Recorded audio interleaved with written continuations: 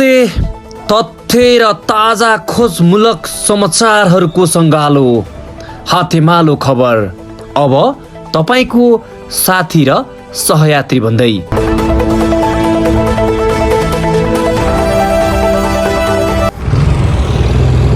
दर्शकबिन नमस्कार।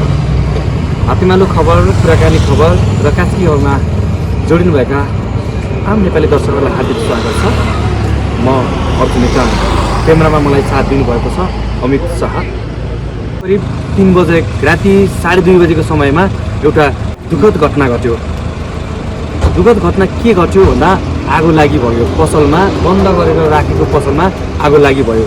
के कसरी भयो, घटना कसरी घट्यो, हामी यही पसलका सञ्चालक आदरणीय दाई हुनुहुन्छ, उहाँसँग कुराकानी गर्दैछौँ। कसरी घटेको थियो, कसरी भयो थोरै बताइदिनु न। यो हामीलाई पौने लगभग 2 बजे थाहा भयो। हजुर, यो मैले सिसी क्यामेरा हेर्दाखेरि पौने 2 बजे हाराहारीमा आगोको उद्देश्य सिसी क्यामेरा छ तपाईँको थियो भित्र? यहाँ थिएन, योबाट भइरहेको। ए हजुर हजुर। त्यो हेर्दाखेरि त्यही पौने 2 बजीको वरिपरि आगो लाग्यो। कसरी लागेछ आगो चाहिँ त्यति बेला? त्यति थाहा भएन कि भित्र तार सर्ट भयो कि भन्ने एउटा शङ्का हुँदैन। हजुर, तार सर्ट भयो भने त्यसको एउटा मिटर उता पऱ्यो, मिटर झर्नु पर्ने। हजुर, मिटर पनि झरे छैन। हजुर। त्यसमा अलिकति मलाई शङ्का लागेको छ। शङ्का त अब नदेखियो भन्नु भने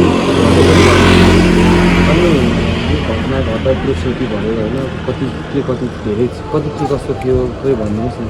मेरो 40 दिन 50 लाख कति समय गर्नु भयो सञ्चालन गर्नु कति भयो?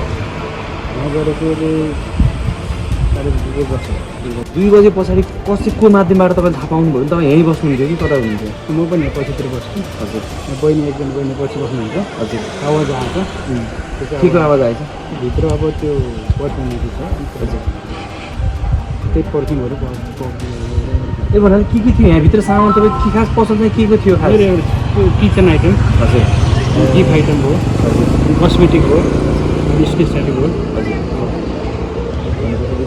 त्यो तपाईँले खबर पाउनुभयो, आउनुभयो, आएपछि तपाईँले कसलाई खबर गर्नुभयो? अझै यो सामान सबै नष्ट भयो थियो होला सायद? सामान त सब नष्ट भयो। है केही निकाल्ने अवस्था केही अवस्था केही थिएन। भित्र आगो एकदमै बलिरहेको थियो। हजुर, मैले एउटा कुरो रिस्क पनि लिइनँ, किनभने सटर खोल्ने बित्तिकै त्यो भित्रको ज्वाला बाहिर आयो भने हजुर, मानव क्षति हुन्छ भन्ने पछि दमकल आइसकेपछि 50 लाखको क्षति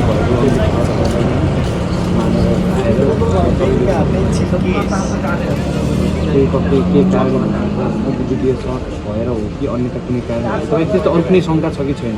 त्यो बाहेक नदेखि शङ्का भन्ने कुरो पनि अनि तपाईँले सिसी क्यामेरा हेरेँ भन्नुभयो होइन? त्यहाँ अन्य कुनै शङ्का त्यस्तो केही देखेको छैन? त्यो भित्र आन्तरिक कुराहरूले गर्दा नै त्यही यो घटना घटेको भन्ने बुझिन्छ है?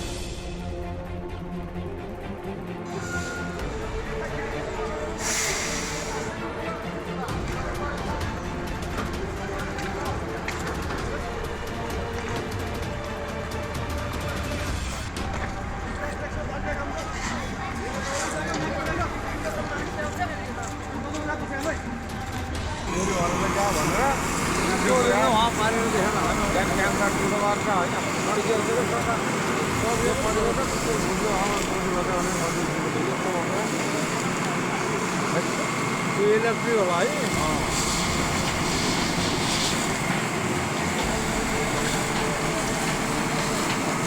कपडा नलाग्ने चेतैमा त यार चेत जाडो अनि फेरि पानी फेरि गएर पानी लाग्यो